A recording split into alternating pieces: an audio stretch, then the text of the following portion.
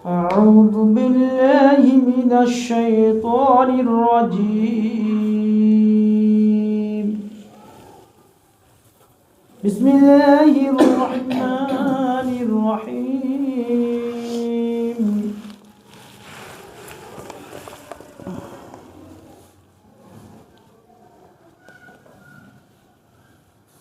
يسبح لله ما في السماوات وما في الأرض وهو العزيز الحكيم.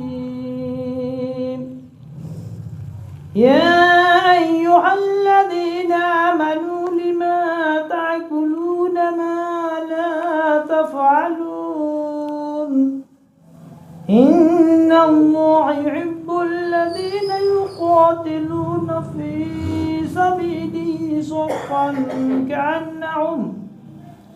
صفا كأنهم بنيان مرصوص.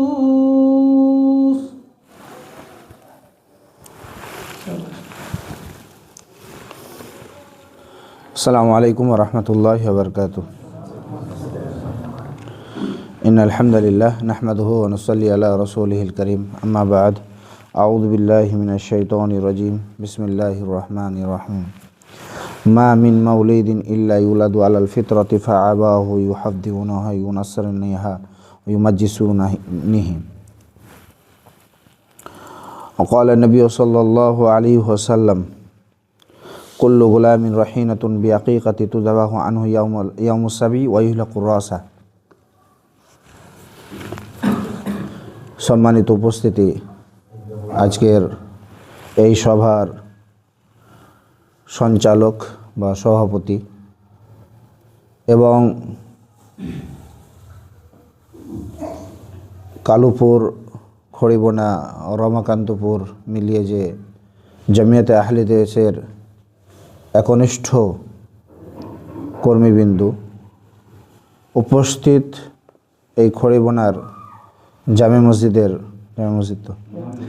মসজিদের মুসল্লিবিন্দু, প্রশংসা, গুণগান, আরাধনা সেই মহান আল্লাহ রাব্বুল আলামিনের জন্য, যিনি আমাকেও আপনাকে তথা পৃথিবীর প্রত্যেক সৃষ্টি জীবকেই সৃষ্টি করেছেন। শুধু সৃষ্টি করেছেন এমনটা নয়, তিনি লালন পালন করছেন এবং আগামীতেও করতে থাকবেন, ভবিষ্যতেও।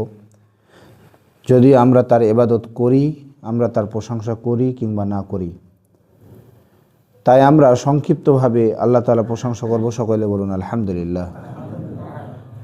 পরেই আমাদের আখিরে নবী জনাবে আহমদ মুহাম্মদ মুস্তাফা সাল্লাল্লাহু আলাইহি ওয়াসাল্লাম, ওনার উপর অসংখ্য অজস্র দরুদ ও সালাম বর্ষিত হোক। আল্লাহুম্মা সাল্লি আলাইহি, আল্লাহুম্মা বারিক আলাইহি, আল্লাহুম্মা আমিন। সম্মানিত উপস্থিতি, আজকের মূলত বিষয়বস্তু হচ্ছে যে সন্তানের প্রতি অভিভাবকের দায়িত্ব, কর্তব্য। তো আমি বেশি কিছু বলবো না, যেহেতু সময় সংকীর্ণ। আপনারা সময় বেঁধে দিয়েছেন 20 থেকে 25 মিনিট বা 30 মিনিট খুব বেশি হলে। তো আল্লাহ রাব্বুল আলামিন যখন কোনো সন্তানকে বা কোনো মানুষকে যখন পৃথিবীর বুকে প্রেরণ করেন, প্রত্যেকটা ফিতরাত সেটা হচ্ছে ইসলামের উপরে, জন্মগ্রহণ করে ইসলামের উপরে। ফাআবাহু, তার বাপ মা কী করে? যদি সে ইহুদির ঘরে জন্মগ্রহণ করে, পরিবেশগতভাবে জন্মগ্রহণ করার কারণে পরিবেশগতভাবে সে ইহুদি হয়ে যায়, কিংবা নাসারা হয়ে যায়, কিংবা মাজেসি হয়ে যায়। আল্লাহ রাব্বুল আলামিনের এটা বার্তা প্রত্যেককেই, যে আল্লাহ রাব্বুল আলামিন ইসলাম যখন জন্মগ্রহণ করে ইসলামের উপরে গ্রহণ করে। এই নিয়ে অনেক মতনৈক্য আছে। যদি কোনো অমুসলিম বাচ্চা, হিন্দু বাচ্চা বা ইহুদির ঘরে জন্ম নেওয়া বাচ্চা মারা গেল ছোটোতেই, সে জান্নাতি না জাহান্নামী, এই বিষয়ে অনেক মতনৈক্য আছে। আমি ওদিকে যাচ্ছি না, জাস্ট এতটুকু আমি বুঝাতে চাইছি যে আমাদেরকে আল্লাহ রাব্বুল আলামিন কিন্তু যখনই সৃষ্টি করেছেন তখন ইসলামের উপরেই প্রতিষ্ঠিত করে, ইসলামের দিনের প্রতি, আমাদের দিনের ফিতরাতেই কিন্তু আমাদেরকে কি করেছেন? সৃষ্টি করেছেন। তো যাই হোক, এখানে যেহেতু আমরা মুসলিম হিসাবে আমাদেরকে ইসলাম আমরা মেনেছি, আমাদের জীবনে বাস্তবায়ন করেছি, এই হিসাবে আমাদের অভিভাবকের দায়িত্ব, কর্তব্য সম্পর্কে একটু আলোচনা আমি শর্টকাটে বলে যাব। যদিও বক্তব্য কাউরির খারাপ লাগতেও পারে, মানে গোদা বাংলায়ও বলতে পারি, আর কাউরি ভালো লাগতেও পারে, সেই বিষয়ে আলাদা। কিন্তু যেটুকু বলবো কোরআন ও হাদিস এবং যেটা সমাজ প্রচলিত হচ্ছে সেই ব্যাপারে অভিভাবক কাকে বলে। এখন যদি বলি যে সন্তান দেখেন একটা আমানত আমাদের কাছে, সন্তান আমানত নয়, সন্তান কিন্তু আমাদের কাছে আমানত। তার কারণ হচ্ছে ওই বাপ মা বা ওই পিতামাতাকে আপনি জিজ্ঞাসা করুন যে পিতামাতার কি নেই, সন্তান নেই। সন্তান কত বড় কত মূল্যবান জিনিস ওই পিতামাতাকে জিজ্ঞাসা করে দেখেন একবার, যে যার সন্তান নেই, দীর্ঘদিন ধরে ডাক্তার, ওষুধ পানি বিভিন্ন রকমের কলা কৌশল করেও সন্তান হচ্ছে না, তাদেরকে একবার জিজ্ঞাসা করে দেখবেন সন্তান কত বড় আমানত তার কাছে কতটা প্রিয়। কিন্তু এই সন্তান জন্ম দেওয়াটাই মানেই হচ্ছে যে পুরুষত্ব বা অভিভাবকের কি বলে দায়িত্ব, বা অভিভাবক হওয়া যায় বা পুরুষত্ব প্রকাশ পায়। শুধুমাত্র সন্তান জন্ম দিলাম এর মানেই পুরুষত্ব নয়। কুকুর, শিয়াল, ভেড়া, ছাগল সবাই কিন্তু সন্তান প্রসব করে না? করে। কিন্তু তার মানে এই নয় যে আপনার সন্তান কুকুর, শিয়াল, ভেড়া, ছাগলের মতন পরিবেশ তৈরি পাবে বা পরিবেশ হবে। কথা বুঝতে পারেননি? আমি বলতে চাইছি যে যেহেতু রাসূলুল্লাহ আল্লাহ রাব্বুল আলামিন আমাদেরকে প্রত্যেককে দ্বীনে ইসলামের প্রতি কি করেছেন, ফিতরাতে আমাদেরকে সৃষ্টি করলেন, অথচ আমরা বড় হয়ে আমাদের পরিবেশ নষ্ট করি, আমাদের বিশৃঙ্খলা সমাজের সৃষ্টি করি এবং আমাদের অভিভাবকের কোনো গুরুত্ব থাকে না। খাই, দাই, ঘুমাই, জাস্ট এতটুকুই আমরা ভাবনা চিন্তা করি যে এতটুকুই করলে আমাদের সন্তান বড় হয়ে গেলেই আমরা কি করি, যে আর কোনো দায়িত্ব কর্তব্য না, যা বলা তো করেছে, মানুষ তো করে দিয়েছি। মানুষ কাকে বলে এটা আমরা কিন্তু এখন পর্যন্ত জানি না। সন্তানের দায়িত্ব কী জিনিস এটা আমরা জানি না। অথচ আল্লাহ রাসূল সাল্লাল্লাহু আলাইহি ওয়াসাল্লাম বলছেন কুল্লুকুম রাইন ওয়া কুল্লুকুম মাসউলুন আন রায়াতিহি। প্রত্যেক মানুষই কিন্তু দায়িত্বশীল এবং প্রত্যেক মানুষকে এই দায়িত্ব সম্পর্কে জিজ্ঞাসিত করা হবে। আর সবচেয়ে বড় দায়িত্ব সেটা হচ্ছে যখন আপনি সন্তান জন্ম দিলেন, সন্তানের দায়িত্ব পালন করা। সন্তানের দায়িত্ব পালন যদি না করতে পারেন তাহলে আল্লাহ রাব্বুল আলামিনের কাছে ধরা খাবেন, আল্লাহ রাব্বুল আলামিনের কাছে পাকড়াও হবেন। তো সন্তানের প্রথমত দায়িত্ব কি, অভিভাবকের কর্তব্য কি? এখানে যারা বাচ্চারা আছে এদের অভিভাবক যারা আছেন, বা আপনারা যারা বড় মানুষ আছেন, আপনাদের অভিভাবক থেকে শুরু করি। আমি সন্তান লালন পালনের ক্ষেত্রে অত দূর যাচ্ছি না, জাস্ট আমি প্রথম থেকে বলছি যে আমাদের যে সমস্ত সমাজে প্রচলিত যে সমস্ত জিনিসগুলো, সর্বপ্রথম বিবাহ। এই বিবাহতে গিয়েই আমরা কিন্তু সর্বপ্রথম সন্তান যে আমাদের সুসন্তান হবে, সন্তান যে আমাদের ভালো হবে, কিন্তু এই বিবাহ সূত্রতেই আমরা কি করছি, জেনা করছি। কি করছি? জেনা করে বসছি। জেনা করি না, গুনাহ করে বসছি, হারাম কাজ করেছে। আল্লাহ রাব্বুল আলামিন মাইয়াশতারি লাহু ওয়াল হাদিস, কিছু এমন সম্প্রদায় থাকবে যারা কি করবে, বাজনা, খেল, তামাশা, বাদ্যযন্ত্র ক্রয় করবে এবং নায়িকা নর্তকীদের নিয়ে নাচা গান করবে। বিবাহতে দেখবেন বেশিরভাগ ইসেই বক্স বাজে। বাজে না? বাজে তো। আচ্ছা, কার বাড়িতে বাজে? অমুসলিমের কথা বাদ দেন, মুসলমানদের বাড়িতে বাজে। কার বাড়িতে বাজে? আব্দুল গাফফার, আব্দুল সাত্তার, আব্দুল জব্বার, ওই নামধারী মুসলমানের বাড়িতে বাজে না? এমনকি অনেক মুসল্লিরাও আছে যারা কিছুই বলে না, বিবাহ, ছেলের বিয়ে, মেয়ের বিয়েতে গান বাজনা বাজে। তাহলে বিবাহের প্রথমেই তো জেনা, গান বাজনা। যেখানে আল্লাহ তাআলা বলছেন যে কিছু এগুলো হারাম, সেখানে আমরা এটাকে নিয়ে কি করছি, সীমালঙ্ঘন করছি। তাহলে সন্তানের প্রথম ধাপেই কিন্তু সন্তান যে আমি সুশিক্ষা করব বা সন্তানের কাছে কিছু আশা করব, অভিভাবক একজন আশা করবে যে তার কাছ থেকে আমি কিছু পাবো। আজকাল পৃথিবীর বুকে বেশিরভাগ মুসলিম সমাজের বেশিরভাগ বাপ মা মনে করে যে বড় হয়ে সন্তান বাপ মাকে টাকা পয়সা ইনকাম করে দিবে, বাপ মাকে খেতে দিবে, দেখভাল করবে, এটাই প্রকৃত হয়েছে মানুষ। এরা দুয়ার ভরসা করে না যে সন্তান বড় হয়ে রব্বির হামহুমা কামা রব্বায়ানি সাগীরা দোয়া করবে। সন্তান বড় হয়ে কি করবে, জানাজা সলাৎ পড়াবে। সন্তান বড় হয়ে সলাৎ আদায় করবে, পিতামাতার জন্য দোয়া করবে। এটার ভরসা করে না। কি করে? ওই তো বললাম। তো যাই হোক, দ্বিতীয় নম্বর যেটা সবচাইতে যখন আরও একটা সমাজে প্রচলিত খুবই খারাপ দিক, যেখানে রাসূলুল্লাহ মওলানা আছেন, রাসূলুল্লাহ সাল্লাল্লাহু আলাইহি ওয়াসাল্লাম এই বিষয়ে কঠোর ছিলেন। সেটা বলেই ফেলি, যদিও একটু ভদ্র ভাষায় বলি, যে যখন মেয়েদের, আমাদের সন্তান বা আমাদের কন্যা সন্তানদের পেটে, বা আমাদের বৌমাদের কিংবা আমাদের মেয়েদের কন্যা সন্তানদের পেটে যখন বাচ্চা আসে না, আসে তো, তখন আমরা কি করি বলেন তো? বিদায় বলে একটা অনুষ্ঠান করি না? রাসূলুল্লাহ সাল্লাল্লাহু আলাইহি ওয়াসাল্লাম বললেন যে যখন মেয়েদের পেটে বাচ্চা আসবে তখন সে যেন কী করে, বেশি বেশি কোরআন পড়ে, বেশি বেশি আল্লাহর ইবাদত করবে। ও যা করবে পৃথিবীর বুকে সেটা ক্যামেরা করবে, সন্তান কি করবে, ক্যামেরা করবে। কিন্তু আমরা এমন বিদায় অনুষ্ঠান করি যেখানে এটাও একটা জেনা। আমরা বলি যে আমাদের মেয়ের পেটে সন্তান হয়েছে, নাউজুবিল্লাহি মিন যালিক, তোমরা ওই পেটের সন্তান হয়েছে তার খুশিতে তোমরা খেয়ে যাও এবং পেট হয়েছে এটা দেখে যাও, নাউজুবিল্লাহি মিন যালিক। এর চাইতে বলেন এর চাইতে কুসংস্কার, এর চাইতে হতভাগার কে হতে পারে যে নিজের কন্যা সন্তানের পেট হয়েছে, যেটা আল্লাহ রসুল সাল্লাল্লাহু আলাইহি সাল্লাম লজ্জা বা আল্লাহ রসুল সাল্লাল্লাহু আলাইহি সাল্লামের এটা একটা হচ্ছে যে সে ওটাকে ঢেকে রাখবে, গোপন রাখবে, সেখানে আমরা জানাচ্ছি। আর আরও ডিজিটাল শ্বশুর বা ডিজিটাল বাপ এসেছে, আমরা কি করি, বৌমা করতে পারবে না, কাজ করতে পারবে না, সমস্যা, হাঁটতে পারবে না, মেয়ে হাঁটতে পারবে না, তার জন্য বড় করে একটা টিভি এলসিডি লাগিয়ে দিই যাতে সর্ব অবস্থায় গান বাজনা শুনে তার দিনটা পার হয়। করি না এরকম? এরকম তো হয়, এরকম অনেকে আছে এরকম করে। তো এই যে তাহলে আপনি অভিভাবক হিসাবে তাহলে আপনি কি ধরনের সন্তান আশা করেন বলেন? তাহলে এখানেও জেনা সন্তান জন্মগ্রহণ করলো।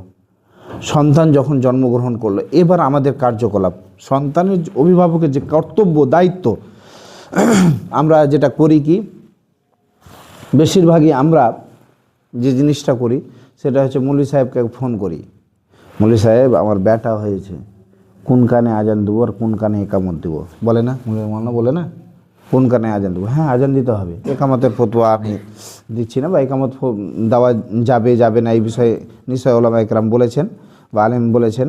হ্যাঁ, তো রাসূলুল্লাহ সাল্লাল্লাহু আলাইহি ওয়াসাল্লাম আবু রাফে থেকে বর্ণিত, তিনি বলছেন রাসূল সাল্লাল্লাহু আলাইহি ওয়াসাল্লাম বলেছেন, রাআইতু রাসূলুল্লাহ সাল্লাল্লাহু আলাইহি ওয়াসাল্লাম আযানা ফিল উযুনি লি হাসান ইবনে আবি তালিব হিনা ওয়ালাদু ফাতিমাতু বিস সালাত। তিনি একদম স্পষ্ট সহিহ বুখারীর হাদিস, তিনি বলছেন যে রাসূলুল্লাহ সাল্লাল্লাহু আলাইহি সাল্লামকে দেখেছি যখন আলী রাদিয়াল্লাহু তাআলা আনহুর সন্তান হাসান যখন জন্মগ্রহণ করেছেন, সেই সময় কানে আজান দিতে দেখেছি, একামতের কথা কিন্তু বলা হয়নি। তাহলে স্পষ্ট একামতের কোনো হাদিস নেই। তারপরে আমরা ডান কানে আজান, বাম কানে কি একামত দিতে হবে, এই নিয়ে অনেক মারপিট ফতোয়া অনেক কিছু আমরা করি। তাহলে আজান দিতে হবে, এই দায়িত্ব কে পালন করবে? পিতা। কে পালন করবে? পিতা। এই দায়িত্ব পালন করবে কে? মাতা। তারপরে অনেক ফতোয়া আছে, পিতা আজান দেবে না, মাতা আজান দেবে। যেই আল্লাহর নাম নিবে, যেই আল্লাহর নাম নিতে পারে সেই দেখুন অসুবিধায় গিয়েছে। এর গুরুত্ব কী, এর বড়ত্ব কী, এর মহত্ব কী? আজানটা এর মহত্ব গুরুত্ব হচ্ছে এই যে আপনি প্রথম ধাপে আজান দিয়ে আপনি তাওহীদের বা রিসালাতের যে গুঞ্জন বাচ্চার মধ্যে সেটা ঢুকিয়ে দিলেন। কি দেখেন, 4টা শব্দ আছে, আল্লাহু আকবার, আল্লাহু আকবার। কি? আল্লাহ সবচাইতে বড়, আল্লাহ সবচাইতে বড়। কয়বার আছে? 4বার আছে, আল্লাহু আকবার, আল্লাহু আকবার। তারপরে যে বিষয়টা বলছেন, আশহাদু আল্লা ইলাহা ইল্লাল্লাহ, আজান দিচ্ছেন যে আমি সাক্ষ্য প্রদান করছি যে আল্লাহ ব্যতীত কোনো সত্য উপাস্য নেই। কাকে দিচ্ছেন আজানটা? কাকে দিচ্ছেন? ওই ছোট বাচ্চাটাকে, যখন বুঝেই না। তো প্রথম রিসালাত তাওহীদ কার দিচ্ছেন? আল্লাহর দিচ্ছেন। অনেকে অভিভাবকরা এই দায়িত্ব পালন করেননি।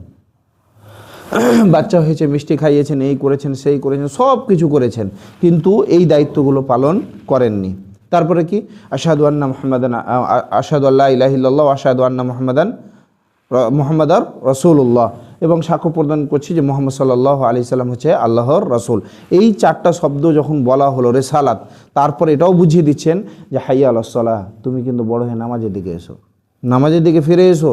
নামাজের কথাটাও বলছেন। তারপরে বলছেন হাইয়া আল ফালাহ, তুমি সফলতা পাবে, তুমি সফলতা পাবে। তারপর আবার আল্লাহর বড়ত্ব, আল্লাহর গুরুত্ব, আল্লাহর মহত্ব বুঝিয়ে আপনি আজান শেষ করছেন। তাহলে আজানের গুরুত্ব রয়েছে। অভিভাবক এগুলো করে না, এই ধরনের কিছু করে না। তারপরে যে জিনিসটা হয় সেটা হচ্ছে 2 নম্বর যে অভিভাবকের দায়িত্ব কর্তব্য সন্তানের জন্য, সেটা হচ্ছে সুন্দর নাম রাখা। কি নাম রাখা? সুন্দর নাম রাখা। রাসূলুল্লাহ সাল্লাল্লাহু আলাইহি ওয়াসাল্লাম সুন্দর সুন্দর নাম রাখতে বলেছেন। নিজে বলেছেন, ইন্না আহাব্বাল আসমাই ইলাল্লাহি আব্দুল্লাহ ও আব্দুর রহমান। এই ধরনের কথা বলেছেন রাসূলুল্লাহ সাল্লাল্লাহু আলাইহি সাল্লাম। বলছেন যে নিশ্চয় আল্লাহ রাব্বুল আলামিন পছন্দনীয়, সবচেয়ে পছন্দনীয় নাম হচ্ছে আল্লাহর নিকটে আব্দুল্লাহ ও আব্দুর রহমান। আল্লাহর নামের সঙ্গে যে আব্দ যুক্ত করে যে সমস্ত নাম, সেগুলো আল্লাহ তাআলার কাছে পছন্দনীয়। রাসূলুল্লাহ সাল্লাল্লাহু আলাইহি সাল্লামের সহিহ বুখারীতে অনেকগুলো হাদিস এসেছে, তার মধ্যে 6190 নম্বর হাদিস যেটা বুখারীতে এভাবে এসেছে যে রাসূলুল্লাহ সাল্লাল্লাহু আলাইহি সাল্লামের কোনো নাম যদি খারাপ লাগতো, অর্থ যদি কি হতো, খারাপ হতো, তাহলে আল্লাহ রাসূল সাল্লাল্লাহু আলাইহি ওয়াসাল্লাম নাম পরিবর্তন করে আবার নাম রাখতেন। আর আমাদের এই যুগে এখন নাম কি, ঝাঁটু, ঝন্টু, মিঠুন, তারপর এমন এমন নাম, না মুসলিম না অমুসলিম কিছুই বোঝা যায় না নামের মধ্যে, তাই তো বল না? ঝাঁটু কোনো নাম হলো, ঝাইটন কোনো নাম হলো, বলেন কি অর্থ বলেন? তাদের কি পিতা ছিল না? তাদের মা ছিল না? তাদের অভিভাবক কেউ ছিল না? হ্যাঁ, তাহলে এই দায়িত্ব কে পারে? এই নামের ক্ষেত্রে যদি দায়িত্ব পালন করতে এত গাফিলতি, তাহলে আপনি ওই সন্তানের কাছে পরবর্তীতে আপনার জন্য রব্বির হামহুমা কামা রব্বায়ানি সাগীরা দোয়া করবে, এটা আপনি কি করে ভাবতে পারলেন? আপনি নামই তো ঠিকভাবে রাখেননি, আপনি অভিভাবক হিসাবে এইটুকু তো গুরুতর দায়িত্ব পালন করতে পারেননি যে নামটা সুন্দরভাবে রাখতে হবে, এটাও করেননি। রাসূলুল্লাহ আবার কেন সুন্দর নাম রাখবো? যদি আপনাকে একাদশ মানুষের সামনে যদি ইয়ার্কি করে বলা হয় ঝাঁটু বা ঝ্যাটন, ঝ্যাটন নাম নাই? বা ঝাঁটু নাম আছে না নাই? মিঠুর নাম আছে না নাই? আছে। তো আপনাকে যদি ঝাঁটু বলে ডাকা হয়, তার নামটা ভালো না খারাপ? খারাপ লাগবে না লাগবে না? খারাপ লাগবে। যদিও ওর নাম, তারপরে যদি ঝ্যাটন বলা হয় অনেক লোকের সামনে, তারপর ওকে খারাপ লাগবে যে কী নাম, মানুষও তাকাবে কী রাখছে। এই জন্য সুন্দর নাম রাখতে হবে। আল্লাহ রাব্বুল আলামিন হাদিসের কুদসির মধ্যে বলছে, ইন্নাকুম তুদআউনা ইয়াউমাল কিয়ামা বিআসমাইকুম ওয়া আসমাই আবাইকুম ফাহসিনু। আল্লাহ রাসূল সাল্লাল্লাহু আলাইহি ওয়াসাল্লাম বলছেন যে এই কারণে তোমরা সুন্দর নাম রাখো, কারণ কাল কিয়ামতের ময়দানে আল্লাহ তাআলা নিজে ডাকবেন। আল্লাহ তাআলা নিজে ডাকবেন কিয়ামতের দিন তোমাদের নাম ধরে, এবং সঙ্গে সঙ্গে তোমাদের বাপের নাম ধরে ডাকবেন। কার নাম ধরে ডাকবেন? বাপের নাম ধরে ডাকবেন। তার জন্য তোমরা কি করো? তোমরা ফাহসিনু, তোমরা সুন্দর সুন্দর নাম রাখো। কিন্তু এই গুরুতর দায়িত্ব আমরা পালন করতে পারি না। 3 নম্বর দায়িত্ব পালন, সেটা হচ্ছে জন্মগ্রহণের পরের ইমানদার পরহেজগার লোকের তাহনিক করা। এটাও যদিও মানে গুরুত্ব আপনি যদি দেন তাহলে গুরুত্ব, এটা কিন্তু দায়িত্বর মধ্যে বা কর্তব্যের মধ্যে পড়লেও কিন্তু এটা গুরুতর খুব দায়িত্ব কর্তব্য নাই, আপনি নিজেও করতে পারেন। আপনি নিজেও একজন নামাজি পরহেজগার মানুষ, নিজেকে ইমানদার ভাবেন, নিজেকে সৎ পথে চলেন ভাবেন, আপনিও ওই দায়িত্ব তাহনিক করা। রাসূলুল্লাহ সাল্লাল্লাহু আলাইহি সাল্লামের কাছে আনাস রাদিয়াল্লাহু তাআলা আনহু তার সন্তানকে নিয়ে এসে কি করেছিলেন? খেজুরে নিয়ে এসে আর সন্তান নিয়ে এসে জন্ম হওয়ার সঙ্গে সঙ্গে বলেছেন একটু তাহনিক করেন, দোয়া করে দেন। তা আল্লাহ রাসূল নিজের তালুতে একটু খেজুর নিয়ে চিবিয়ে ওই বাচ্চার মুখে দিয়েছিলেন, এটাকে বলে তাহনিক করা। যাই হোক, 3 নম্বর যেটা আমাদেরকে করতে হবে সেটা হচ্ছে আকিকা করা। কি করা? আকিকা করা। এই বিষয়ে আমরা একদম উদাসীন, অলস। আল্লাহ তাআলার কাছে কার্য বা ধার আমাদের কাছে যে কাটাতে হবে, এই বিষয়ে অনেক উদাসীন। এখনও যদি জিজ্ঞাসা করা হয় না জনে জনে যে আপনার ছেলে সন্তান আকিকা দিয়েছি, না গো সে সময় তো আমাদের ছিল না, এই ছিল না, অনেক। অথচ আল্লাহ রাসূল সাল্লাল্লাহু আলাইহি সাল্লাম বা আল্লাহ রাব্বুল আলামিন আপনাকে আমাকে প্রত্যেককে জানাচ্ছেন 10 মাস 10 দিন আমাদের স্ত্রীদের বা আমাদের কন্যা সন্তানদের বা আমাদের মেয়েদের কিসে রাখছে? সন্তান রাখছে। আর বুঝাতে চাইছে যে তুমি আকিকার জন্য, সুন্দর নাম রাখার জন্য এবং আকিকা দেওয়ার জন্য তুমি তৈরি থাকো।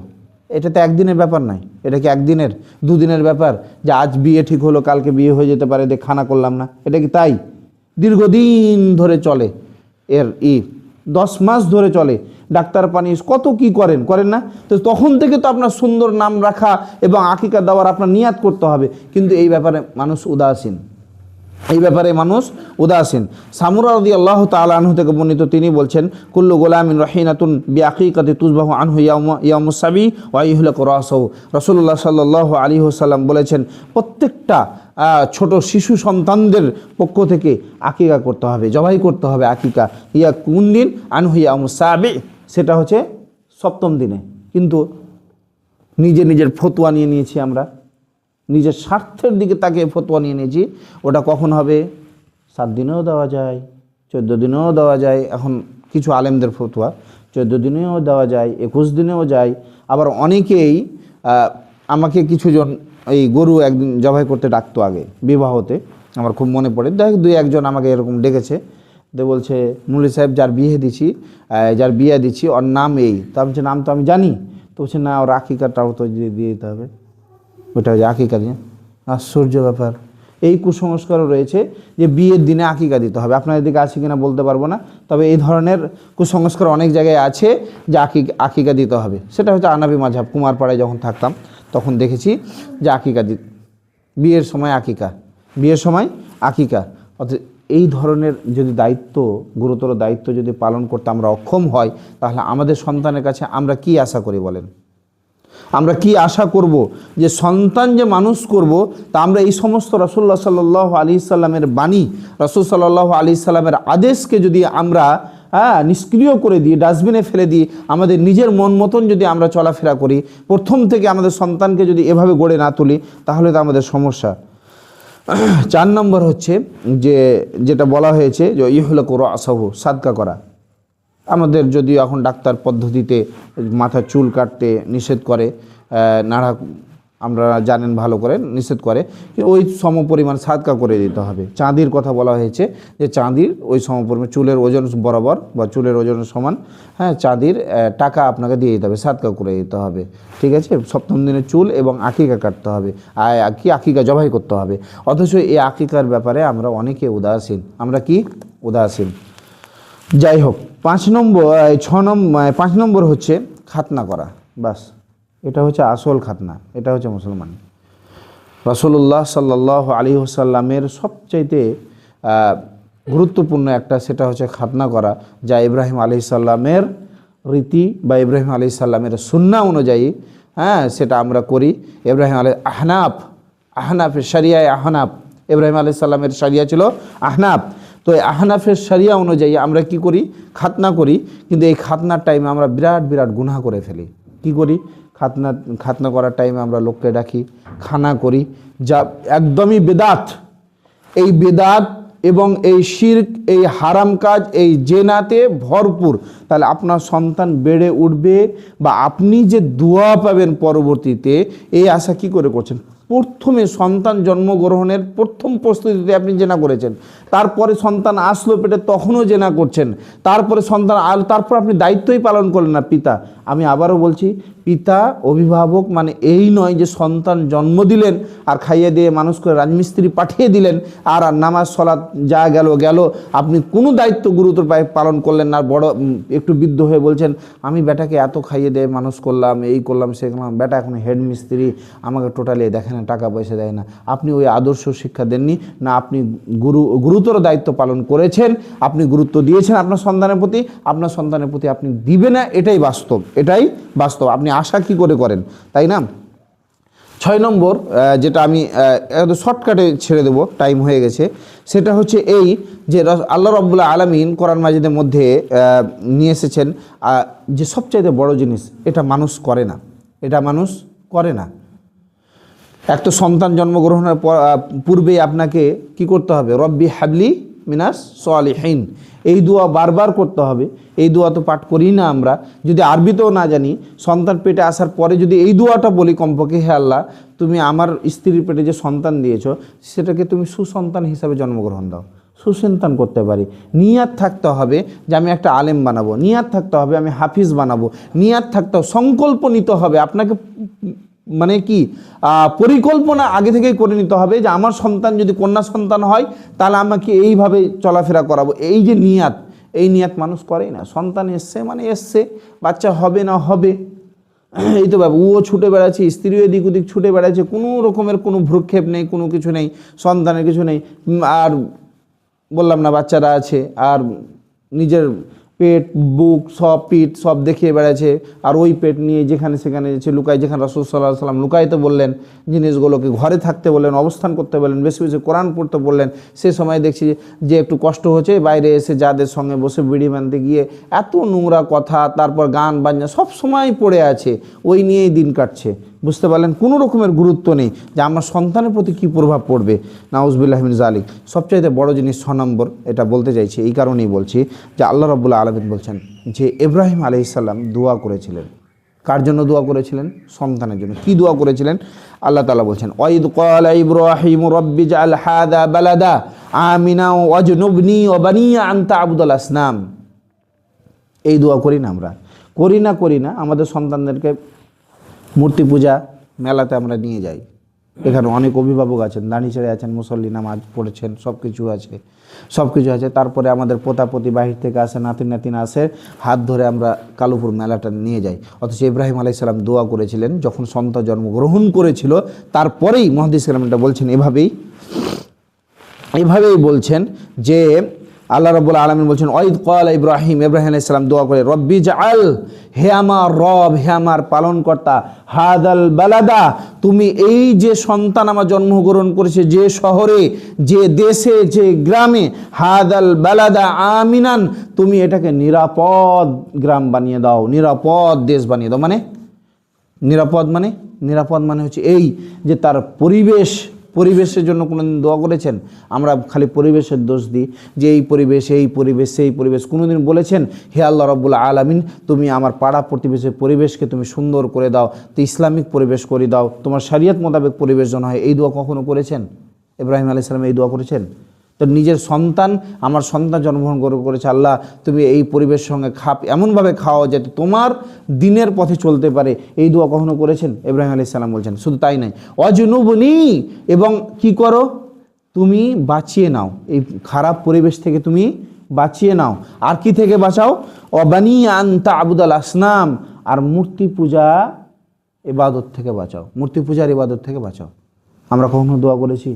কালোপুরে মেলা হয় তো খড়িবোনা, কাঁঠালতলা, অমুক তুমুক থেকে নিয়ে যত লোক মুসলিম, মেলাতে হিন্দু লোক যতটা থাকে তার চাইতে দ্বিগুণ লোক থাকে বেশি মুসলিমদের, থাকে না?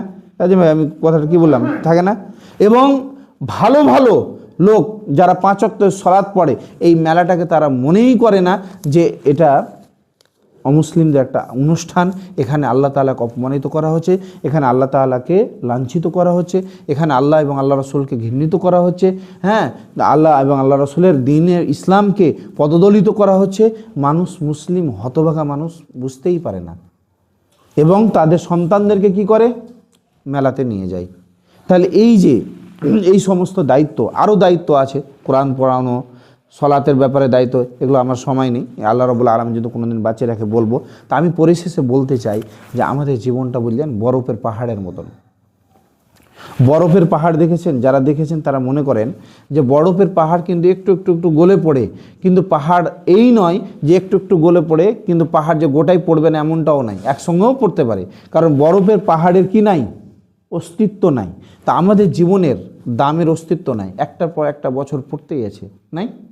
পড়তেই আছে। হঠাৎ আমি যে 60 বছর বা 65 বছর বাঁচবো এর কোনো গ্যারান্টি আছে? আপনি যে মূর্তি পূজার এবাদতের ওখানে গেলেন, মূর্তি পূজার এবাদত যারা করে, যারা মূর্তি পূজক যারা করে, তাদের সঙ্গে যে সাথ দিলেন, উমর রাদিয়াল্লাহু তাআলা আনহু থেকে বর্ণিত, তিনি বলছেন যে যেখানে অমুসলিমদের, যেখানে আল্লাহ এবং আল্লাহ রসুলের বিরুদ্ধাচরণ করা হয়, অপমানিত করা হয়, যেখানে আল্লাহ রাব্বুল আলামিনকে ছোট করা হয়, রাসূল সাল্লাল্লাহু আলাইহি ওয়াসাল্লামকে ছোট করা হয়, সেই জায়গায় আল্লাহ তাআলার অভিশাপ নেমে আসে। কি নামে আসে? অভিশাপ, গজব নেমে আসে। যদি কোনো মুসলিম ব্যক্তি ওখানে থাকে, কোনো ইমানদার পরহেজগার ব্যক্তি থাকে, সেখান থেকে সে অতি দ্রুত যেন ছুটে যায়। আমরা দেখেছি রাসূলুল্লাহ সাল্লাল্লাহু আলাইহি সাল্লামকে একটা জায়গা পার হতে কত দ্রুত গিয়েছিলেন, বলে কেন? বলে এখানে আল্লাহ রাব্বুল আলামিন তাদেরকে ধসিয়ে নিয়েছিলেন, তাহলে আযাবকে দেখে ভয় করতে হবে, তাহলে বলছিলাম প্রত্যেক অভিভাবক এবং অভিভাবককে, বিশেষভাবে যারা এখানে উপস্থিত আছি, আল্লাহ রাব্বুল আলামিন যেন আমাদের প্রত্যেককেই নিজস্ব ক্ষমতা অনুযায়ী আমরা যেন আমাদের সন্তানকে সুশিক্ষা, এবং সন্তান যাদের হবে আশা রাখছেন, প্রথম থেকে যেন দোয়া করা যে আল্লাহ রাব্বুল আলামিন সন্তান জন্মগ্রহণ করলে সৎ সন্তান দাও, এবং আমরা টাকা পয়সার লোভী না হয়ে, সন্তান আমাদেরকে টাকা পয়সা দিবে এই লোভী না হয়ে সন্তান আমাদেরকে দোয়া দিবে মৃত্যুর পরে। আল্লাহ রাব্বুল আলামিন বলছেন, আল্লাহ রাসূল সাল্লাল্লাহু আলাইহি ওয়াসাল্লাম বলছেন, মানুষের কাছে কিয়ামত পর্যন্ত, মানুষের কাছে কবরেও যে জিনিসটা পৌঁছাবে মৃত্যুর পরে, সব আমলনামা ভোট, যতক্ষণ শ্বাস আছে ততক্ষণ পাপ ঠেকাবার রাস্তা পথ আছে, যতক্ষণ পর্যন্ত নিঃশ্বাস শেষ পাপ আর ঠেকাতে পারবেন না। তারপরে ইদা মাতাল ইনসান ইনকাতা আমালু, যখন মৃত্যুবরণ করে মানুষ, তার সব আমল বরবাদ হয়ে যায়, ইল্লা সালাসান, 3টে ছাড়ে। তার মধ্যে একটা হচ্ছে ওয়ালাদুন সালেহ, নেক সন্তান, যে আপনার জন্য দোয়া করবে। সে কি দোয়া করবে? রব্বির হামহুমা কামা রব্বায়ানি সগীরা। শুনেন, আকাশের রব, পৃথিবীর রব কে? আল্লাহ। আল্লাহর পরে পরে রব্বির হামহুমা কামা রব, আবার রব বলছেন। কারণ আল্লাহ তাআলা পিতামাতাকেও রব বলেছেন, আল্লাহ তাআলা পিতামাতাকেও রব বলেছেন ওনার ভাষায়, আল্লাহ তাআলার ভাষায়, রব্বির হামহুমা, হে আমার রব, হে আমার পালনকর্তা, তুমি যেমনভাবে কামা রব্বায়ানি, যেমনভাবে লালন পালন করেছিল আমার ছোট অবস্থায়। তাহলে রব কাকে, পালনকারী কাকে বললো? পিতামাতাকে বললো। কে লালন পালন করেছিল? পিতামাতা। তাহলে আল্লাহ তাআলা এত সম্মান দিয়েছেন পিতামাতার, আর এই পিতামাতার সম্মান নিতে গেলে আপনাকে দায়িত্ববান হতে হবে। অভিভাবকদের কি করতে হবে? দায়িত্ববান হতে হবে। আর দায়িত্ব যদি আপনি গুরুতরভাবে পালন না করেন, আপনি কিন্তু রব বা পালনকর্তা পৃথিবীর বুকে আল্লাহ তাআলার পরেই ওয়াকাদা রব্বুকা আল্লা তা'বুদু ইল্লা ইয়াহু ওয়া বিল ওয়ালিদাইনি ইহসানান, আল্লাহ তাআলা বলছেন আমি ফায়সালা করে দিয়েছি যে আমার ইবাদতের পরে যার তোমরা সবচাইতে বেশি নিকটবর্তী কাছের লোক, সবচাইতে তোমার পিতামাতা সবচাইতে কাছের। তাহলে এই যে সম্মান আল্লাহ তাআলা দিলেন, এই সম্মান নেওয়ার জন্য আমাদের অভিভাবক এবং অভিভাবিকগণদের, প্রত্যেক গার্জেনদেরকে সন্তানের প্রতি যে গুরুতর দায়িত্ব রয়েছে, অভিভাবকদের যে দায়িত্ব রয়েছে, সেগুলো কিন্তু পালন করতে হবে। সেটা হবে আল্লাহ এবং আল্লাহ রাসূলের শরিয়া মোতাবেক। ঠিক আছে? আল্লাহ রাব্বুল আলামিন যেন আমাদেরকে প্রত্যেককেই, আমার প্রত্যেক অভিভাবককেই যেন আল্লাহ রাব্বুল আলামিন শরিয়া মোতাবেক সন্তানের প্রতি যে দায়িত্ব কর্তব্য পালনের যে রীতিনীতি আছে, আল্লাহ রাব্বুল আলামিন যেন সেই তৌফিক দেন। সকলে বলুন আমিন। আসসালামু আলাইকুম ওয়া রাহমাতুল্লাহ।